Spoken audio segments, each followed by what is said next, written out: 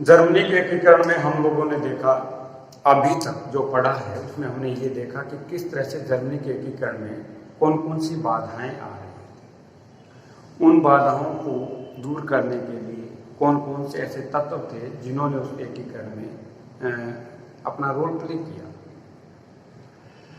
और सबसे महत्वपूर्ण चीज उसके अंदर अगर मानी जाती है तो रक्त एवं लोह की नीति के साथ साथ ऐसा माना जाता है कि लोहे और कोयले की जो नीति थी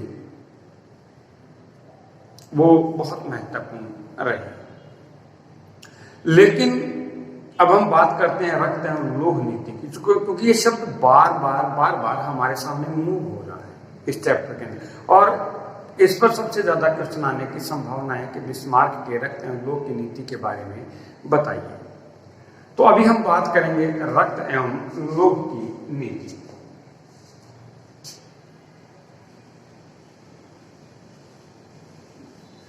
हम लोग जर्मनी के एकीकरण में रक्त एवं लोह की नीति। देखिए, रक्त यानी कि खून बहाना, खून, और लोहा यानी कि तलवार। बिस्मार्क ने इन दोनों ही, खून भी बहाया और लोहा भी उठाया। इसी नीति के तहत उसने ऐसा माना था कि जर्मनी का एकीकरण बिना रक्त एवं लोह की नीति के नहीं हो सकता। देखिए, जर्मनी के एकीकरण में बिस्मार्क की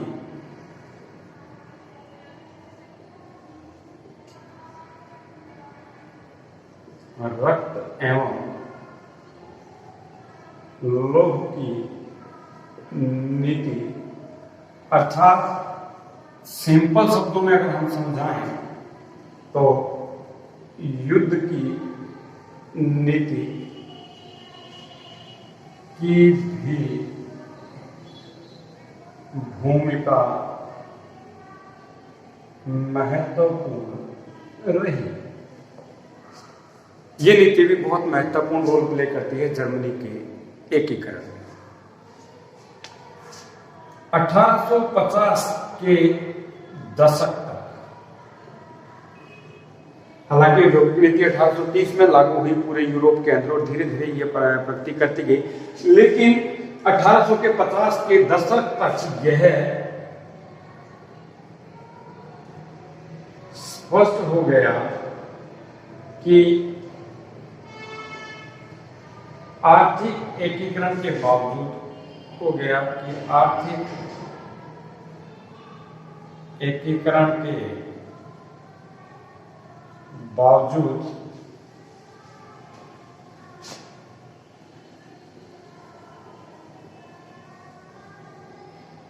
युद्ध के बिना राजनीतिक एकीकरण संभव नहीं है। कितनी महत्वपूर्ण बात है कि केवल औद्योगिक विकास के सहारे अगर हम लोग ये चाहते हैं कि देश का एकीकरण हो जाएगा, छोटे छोटे राज्य जर्मन के जो औद्योगिक गति से विकास कर रहे हैं, औद्योगिक क्षेत्र में विकास कर रहे हैं, तो उससे जर्मन एक राष्ट्र हो जाएगा, ऐसा संभव नहीं है। ये स्पष्ट हो जाएगा क्योंकि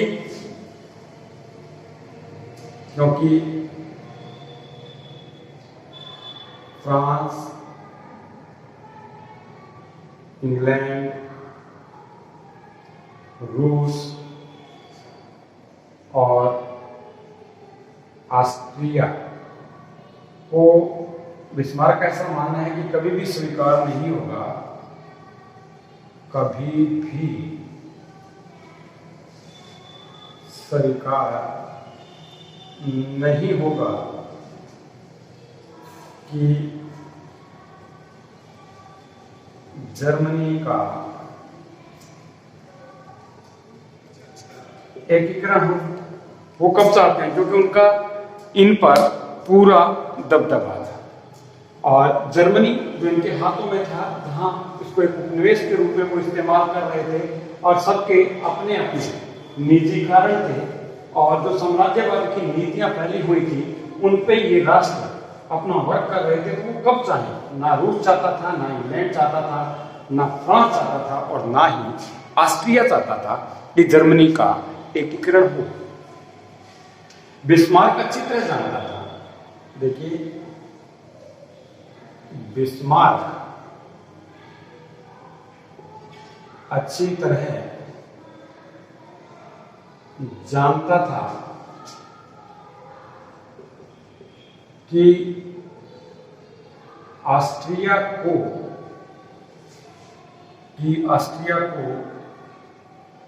युद्ध में पराजित किए बिना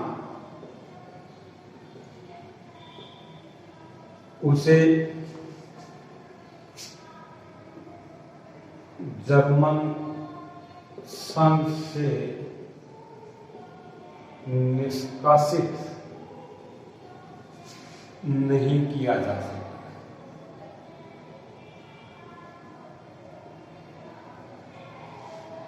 बहुत उच्च कोटि का राजनीतिज्ञ था बिस्मार्क। उसे पता था कि केवल औद्योगिक विकास करने से ही ऑस्ट्रिया जर्मनी से बाहर थोड़ी होगा, उसके साथ उसको युद्ध करना पड़ेगा जर्मनी को, और उस युद्ध में उसको पराजित किए बिना, यानी कि रक्त और लोह की नीति को अपनाए बिना जर्मनी का एकीकरण संभव नहीं है। इस बात को बहुत अच्छी तरह से जानता था। इस क्रम में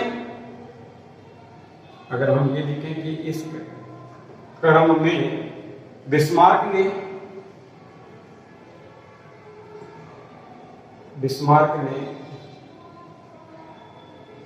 ऑस्ट्रिया एवं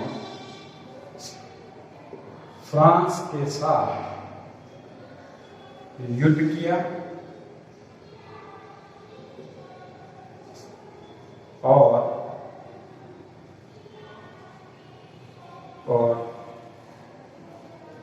जर्मनी के एकीकरण को पूरा किया।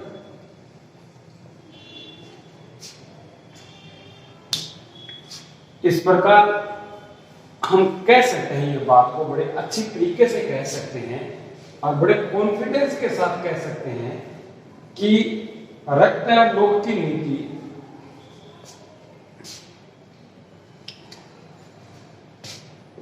इस प्रकार हम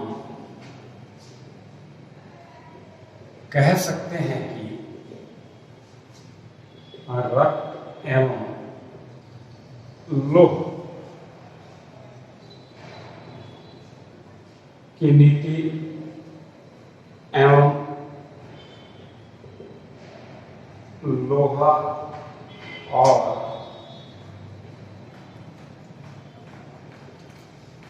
कोयला अर्थात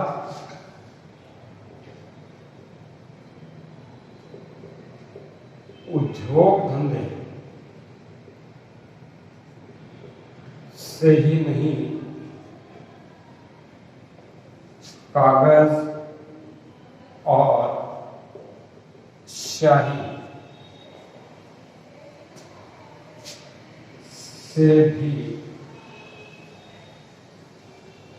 जर्मनी के एकीकरण का मार्ग प्रशस्त हुआ।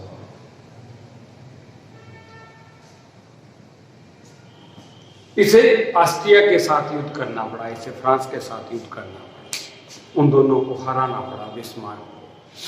और इटली के एकीकरण में जो सबसे महत्वपूर्ण युद्ध अपना रोल प्ले करता है वो है सेडोवा का युद्ध।